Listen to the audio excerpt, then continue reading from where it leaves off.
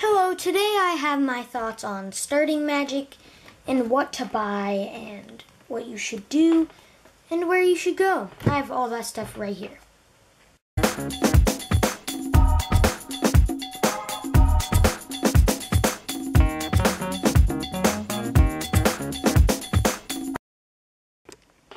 So today's episode is going to be about starting Magic. Basically what you should do, all the basics.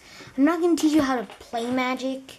That'll be in a different video. Today I just want to focus on what it's like in the community. So basically when you start Magic, you're kind of unsure what to do and what to buy. Well, my answer to that is just kind of talk to your friends if anyone play Magic.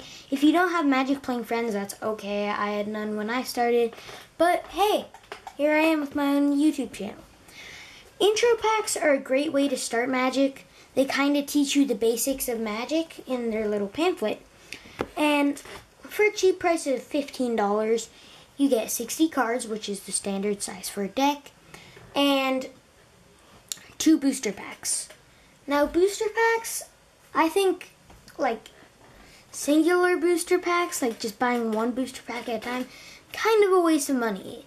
Fat packs are the way to go. Includes 9 boosters, lands, a dice, everything you need to get started pretty much. I mean, my third Friday Night Magic, I don't know, but it was pretty early. My fat pack, I opened a fat pack with my friends, and we had a friend who cheated us, but just try and make sure that when you go into Magic, you're not getting into business with shady people if you decide to split something.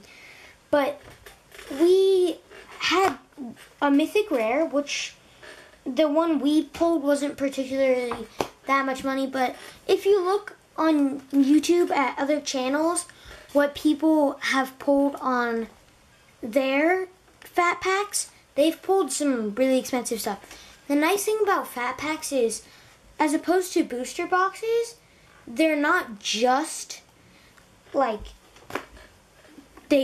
Wizards of the Coast sees what goes into that booster box. Because Wizards of the Coast, they're like, okay, this dude's buying a booster box, $110, put in at least 3 mythic rares, so you're going to get at least 3 mythics. But if you really think about it, how many of those are bad mythics? How many of them are worth under $2? It depends. When a set first comes out, go ahead, buy that. You buy a booster box and you'll probably break even. Well, actually, depending on what it is. A fat pack, you'll definitely break even if you get good pulls, but when an expansion of Magic comes out, the first kind of like, it's so new that everyone is like super excited to get their hands on that new Planeswalker and the new Mythic. But after a while, like, I know that in Born of the Gods, Mogus, $25 instantly, first day release. $25 to buy that Mogus. And then now it's just after the M15 release.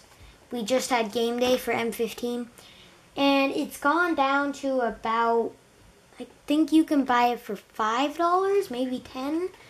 I mean, in my local game store it's pretty cheap, but they're like not that expensive. And depending on where you go, some of the big chain retailers, some of them don't really carry singles. And honestly, if you're doing it for the unboxings and the fun, fat packs and booster boxes and intro packs are the way to go. If you're doing unboxings, which I will do unboxings, if I can get enough money together by the next set, I'll try and do an unboxing. But sorry, I don't have many income sources. I'm getting like $7 a week plus some more that I'm working for. But Magic products are kind of expensive if you think about it, and you don't really ever break even sometimes. I hate to say this, but you break even, you don't break even money-wise, you break even fun-wise. You'll make so many friends and make so many memories. And just, my brother gave me my whole collection. And to see the look in his eyes when he gave me that collection, you could just see that he was opening up a whole new world for me. And when you get into Magic, it just opens up a whole new world. And you just want to explore everything. Now, some concepts of Magic are really tricky. So, like, you can ask people to go easy on you, although I don't really recommend it, because then they go too easy. And then once you go to the real thing, you're like, okay, I can totally handle this, and you can't because everyone's been going easy on you. But if you practice with some of your friends who just joined Magic too, you'll find that you guys can train off each other and learn off each other's mistakes. I recently went to the game day of M15, and since we did not have Friday Night Magic the night before that, no one knew that there was a game day, so I automatically made top 5, or, well, top 8. I beat one of my friends because he was really bad that game day because he wasn't well prepared. And always when you go to a game day or any Magic event, any sanctioned event, make sure that your deck is going to be tournament legal. Show up a day early or 2 days early and just make sure, hey, is this deck going to be legal for the tournament? Ask the employees. They don't care. They'll show you, oh, that card's not legal. If you're playing standard, it can get kind of like expensive buying every single new set, so you can get every single new card and build a deck out of it. So if you really want that, you can just go and buy singles. I mean, you don't have to buy the packs to get those cards. And if you're just getting into Magic, I would recommend not buying something super huge like a booster box, because my friend Daniel, we went in and just he was getting back into Magic.